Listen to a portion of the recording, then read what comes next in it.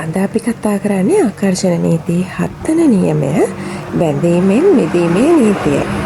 The role of detachment. ආයුබෝවන් යාළුවනේ. අපි මේ වෙනකොට ආකර්ෂණ නීතියේ නීති 6ක් කතා කරලා තියෙනවා.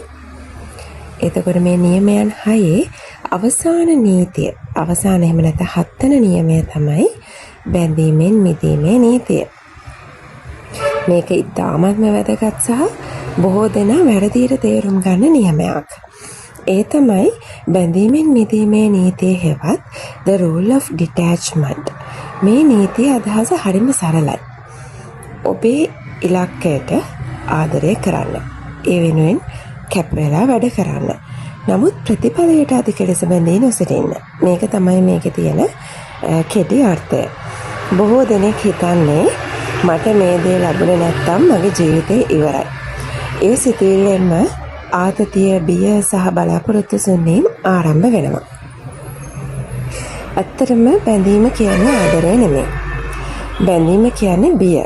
ඉතින් මේ විදියට ඔයා කරන වැඩේ අවසාන රිසාස් එකට ඔයා බැඳිලා ඉන්නවා කියන්නේ ඔයා බියෙන් තමයි ජීවත් වෙන්නේ.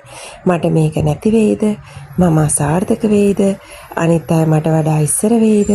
මේ වගේ සිතුවිලි අපේ මනස දුර්වල කරනවා. ඉලක්කයක් තියෙන්න ඕනේ. හැබැයි ඒකට වහල් වෙන්න එපා. ඔයාට හොඳ රැකියාවක් අවශ්‍යයි කියලා හිතමු. ඒ වෙනුවෙන් ඉගෙන ගන්නවා, අයදුම් කරනවා, දක්ෂතා වර්ධනය කරගන්නවා. නමුත් දවස පුරා මට තවම ලැබුණේ නැහැ කියලා දුක් වෙන්න එපා. අයියෝ මම දාපු එක ජොබ් එකකින්වත් මට තාම ආවේ නැහනේ. මෙන්න මේ සිතුවිලි ඇති කරගෙන හෝප්ලස් වෙන්න එපා. ඔබේ වටිනාකම තීරණය කරන්නේ රැකියාවක් නෙමෙයි. ඔබේ උත්සාහය, චරිතය සහ වර්ධනයයි. ගසක් වගා කරනකොට ගොවිය ගැන හිතන්න. ඔහු බීජය වපුරනවා, වතුර දානවා, වල් උදුරනවා. නමුත් සෑම දිනකම ඒක මුල් ඇදලාද කියලා බලන්න try කරන්නේ නැහැ නේද? ඔහු ක්‍රියාව කරලා කාලයකට එහි වැඩේ කරන්න ඉඩ දෙනවා. ඉතින් අපි බීජයක් වපුරලා ඒව පැසෙන කාලෙ වෙනකන් ඒ අවශ්‍ය වැඩ ටික කරනවා මිසක් මේ අදේයිද හෙටේයිද මේකේ අස්සන වල යන්නේ කොයි වෙලාවෙද එහෙම බද වෙන්නේ නැහනේ ගොවියෙක්. එයා බීජ වපුරලා ඒකට අවශ්‍ය දේවල් ටික පිළිවෙලට ලස්සනට කරගෙන යනවා. කාලයට ඒ වගේම ඉඩ දෙනවා. ඉතින් අපේ සිහිනත් ඒ වගේ තමයි. අපේ වගකීම උත්සාහ කිරීම තමයි. ප්‍රතිඵලය ගැන අධික ලෙස ඇලී සිටීම නම් නෙමෙයි. අධික බැඳීමේ ලක්ෂණ මොනවද කියලා මම කිව්වොත් හැම වෙලාවෙම ප්‍රතිඵලය ගැන හිතනවා. දැන් මං කලින් කිව්වා වගේ ගොවියෙක් බීජ වපුරපු වෙලාවෙ ඉඳන් මේක ගලවන්නේ කොයි වෙලාවේද, මේකේ ගෙඩි හැදෙන්නේ කොයි වෙලාවේද කියලා එයා හිත ඒක ගැනම වැඩ කරන්නේ නැහනේ. අනෙක් අය සමග නිතරම තමන්ව සංසන්දනය කරන එකත් මේ අධික බැඳීමේ ලක්ෂණයක්. අරයාගේ මේ ඉඩමෙනම් ඔන්න දැන් ගස්සල පළදාව ඇවිල්ලා. එහෙම හිත ඉන්නේ. ගොවියෙක් සාවධානව, ඊටාම ඉවසීමේ, ඊටාම ක්‍රමානුකූලව එයා යාගේ ගමන ලස්සනට දවසට අවශ්‍ය ස්ටෙප්ස් ටික අරගෙන එයාගේ ගමන යනවා. හැමදාම එදා දවසේ කරන්න ඕනේ දේවල් ටික කරනවා. වතුර ඕන වෙලාවට වතුර දානවා, පොර ඕන වෙලාවට පොර දානවා. අන්න ඒක තමයි වෙන්න ඕනේ. ඉතින් මේ බැඳීමේ ලක්ෂණ ගැන කතා කරනකොට ඉවසීම නැති වෙන එක තමයි අනිත් ලක්ෂණය. බැඳීම තද වෙනකොට ඉවසීම නැතිව යනවා අපිට. කුඩා ප්‍රමාදයකටත් බලාපොරොත්තු කඩා වැටෙනවා. සතුට දමලා තියෙන්නේ අනාගත දවසකට. මේ එදිනෙදා කරන දේවල් වල අපිට සතුටක් දැනෙන්නේ නැහැ. ඉතින් මේ වගේ ජීවිතයක් ගත කළොත් අද දවසත් අපිට අහිමි වෙලා. බැඳීමෙන් මිදීම කියන්නේ අත්හැරීම නෙමෙයි. අපි කලින් සැරේ කතා කළා වගේ බැඳීමෙන් මිදීම කියන්නේ අත්හැරීම නෙමෙයි.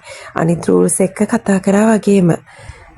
නමුත් බොහෝ දෙනෙක් කරන ලොකුම වැරද්ද තමයි ඩිටැච්මන්ට් කියලා කියන්නේ මට වැඩක් නෑ කියන එක කියලා හිතන එක. නෑ වැඩක් නෑ කියන එක නෙවෙයි ඩිටැච්මන්ට් කියන්නේ. මම මගේ උපරිමය කරනවා. ඒත් මගේ සතුට එකම ප්‍රතිඵලයක් මත රඳාන පවතිනවා. මේකයි සැබෑ නිදහස වෙන්නේ. ජීවිතේ හොඳම දේවල් ගොඩාක් වෙලාවට ලැබෙන්නේ අපි බලෙන් ඇදගෙන එන කොට නෙමෙයි. අපි සූදානම් වෙලා ඉවසීමෙන් ඉදිරියට යනකොට. ඉතින් සමහර විට මේ ඔබ ඉල්ලපු හැම දෙයක්ම නොලැබෙන්න පුළුවන්. නමුත් ඊටත් වඩා හොඳ දෙයක් ලැබෙන්න පුළුවන්. ඉතින් ඊටත් වඩා හොඳ දේ ලැබෙන්නත් ඔබ ඉවසීමෙන් බලා සිටින එකයි එදිනෙදා අවශ්‍ය කටයුතු ටික කරන එකක් තමයි සිද්ධ වෙන්න ඕනේ. ඒ නිසා ජීවිතයට ඉඩ දෙන්න, බැඳීමෙන් මිදෙන්න පුළුවන් සරල පුරුදු කරගන්න. ඔබේ ඉලක්ක ගැන හොඳින් අවබෝධ කරගන්න. අද ඔබට කරන්න පුළුවන් කුඩා පියවරවල් වලින් ඒ දේවල් වලට ලං වෙන්න. ඊළඟට ප්‍රතිඵලය ගැන හිතමින් වද වෙනවට වඩා දෛනික පුරුදු ගැන හොඳ අවධානයක් යොමු කරන්න. අද දවසේ අවශ්‍ය ප්‍රතිඵලය වෙනුවෙන් ඔයාට කරන්න පුළුවන් දේවල් ටික ගන්න පුළුවන් ඇක්ෂන් එක කරන එක තමයි හොඳම දේ.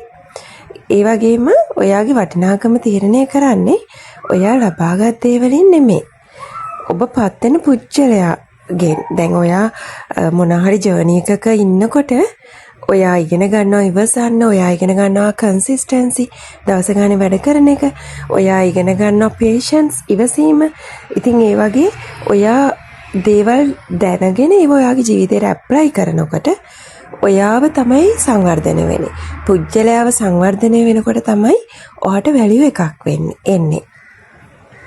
දේවල් ප්‍රමාද වුණා කියලා බලාපොරොත්තුවත් අරගන්න එපා. ප්‍රමාදය කියන්නේ ප්‍රතික්ෂේප වීමක් නෙමෙයි. කාලය හැම දෙයකටම අවශ්‍යයි. ඉතින් ඒ කාලය දීලා බලන් ඉන්න එක තමයි අපි කරන්න ඕනේ. ඉතින් අවසාන පණිවිඩය විදියට මට අද කියන්න තියෙන්නේ ජීවිතේ අපේ සිහින ලස්සනට හැඩ කර ගන්න ඕනේ. ඒ වෙනුවෙන් වෙහෙස මහන්සි වෙලා දවස ගානේ ගන්න ඕනේ පියවරයන් ගන්න ඕනේ. ඔයාගේ සාමය සතුට වටිනාකම අවසන් ප්‍රතිඵලය මත තබන්න එපා. එදිනෙදා ගන්න ඇක්ෂන් වලින් ඔයා සතුටු වෙන්න.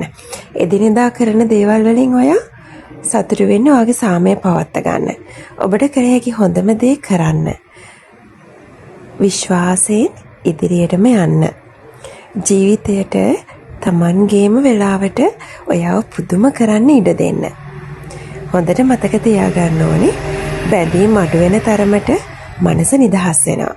මනස නිදහස් වෙන තරමට ජීවිතේ සැහැල්ලු වෙනවා. මේ වීඩියෝව ඔයාට වටිනාකමක් එක්කලා නම් ලයික් කරන්න, ෂෙයා කරන්න. law of attraction පිළිබඳ අවසානයේට තියෙන නියමය තමයි මම අද කතා කරේ.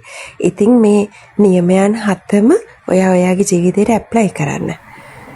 ස්තුතියි. ඔබේ ගමන සාර්ථක, සංසුන් සහ අර්ථවත් වේවා කියලා මම ප්‍රාර්ථනා කරනවා.